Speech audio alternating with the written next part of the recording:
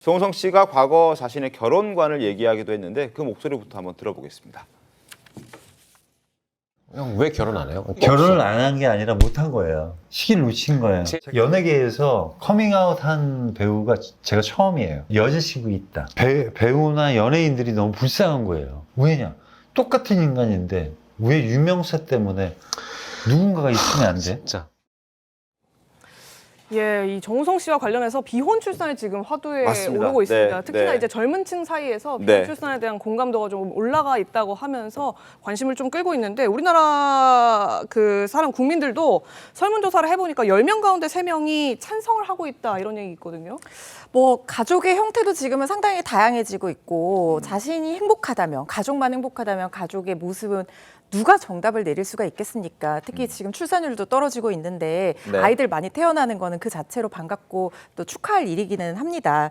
그런데 사람들이 이제 정우성 씨의 선택에 대해서 좀 많이 얘기들 하시는 부분이 법적 책임만 지면, 그러니까 법적 책임이라는 결국에는 금전적인 부분을 네. 얘기를 하는 거잖아요. 양육비만 주면 아빠로서의 책임을 다하는 것이 네. 맞느냐? 그걸 넘어서 도의적으로 아빠로서도 책임을 다해야 되는 게 아니냐? 이런 부분에 좀 정우성 씨의 선택에 공감하지 못하는 분들은 그런 부분에 문제 제기를 하시는 것 같더라고요. 그런데 뭐 사실 법적 책임으로야 양육비 지급하는 것 있고, 그리고 아까 말씀드렸던 면접 교섭도 상당히 중요합니다. 엄마와는 결혼을 하지 않는다고 하더라도 정우성 씨가 아이가 성장하면서 아빠로서 뭐 양육까지 보조해주기는 현실적으로 물리적으로 어렵다고 하더라도 자주자주 아이 보면서 아빠의 부재를 느끼지 않게끔 그렇게 네. 역할을 다하는 것이 저는 맞다는 생각이 들고요. 어쨌든 두 사람의 선택이니만큼 존중을 해줘야 되는 부분도 있지 않나 하는 생각도 듭니다. 근데 이제 이선옥 작가라는 사람이 있는데 지금도 자막이 나가고 있습니다만, 그러니까 여자 스스로 출산을 결정했는데 이걸 정우성 씨를 탓할 수 있을까, 비판할 수 있을까라는 주장도 나와서 이게 또 논란이 되고 있습니다. 어떻게 좀 보셨습니까? 그러니까 이선옥 작가라든지 뭐 좀 민주당의 이제 이서영 네. 의원 같은 게 페이스북에 이 관련해가지고 글을 올리셨더라고요. 저도 좀 전부 다 한번 읽어봤는데 네. 좀 공감하는 부분들이 좀 부분 좀 많이 있었습니다. 그러니까 이제 가족의 형태가 변하고 있고요.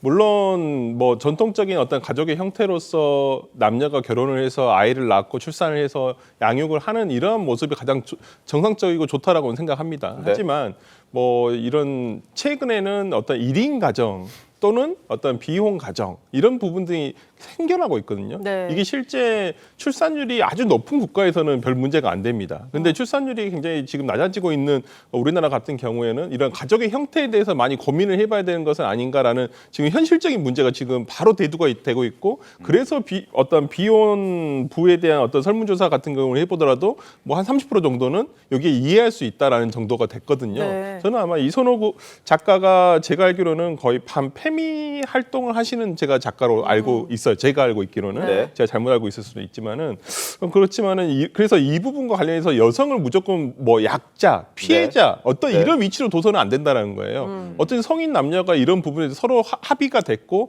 그다음에 그거에 대한 결정을 해서 출산을 했다고 한다면 그 의사 자체도 존중을 해줘야 한다는 그 말씀을 하시는 거라고 저는 그 뜻을 그 취지를 이해가 하고 있는데, 이제는 조금 바뀐 현대 사회에서의 가족 구성 문제를 조금은 열린 형태로 조금 봐야 되지 않나라는 생각을 합니다. 알겠습니다. 정우성 씨가 결혼에 대해서 얘기했던 적도 있지만 이별에 대해서도 이야기했던 적이 있다고 합니다. 그 목소리 들려드리겠습니다.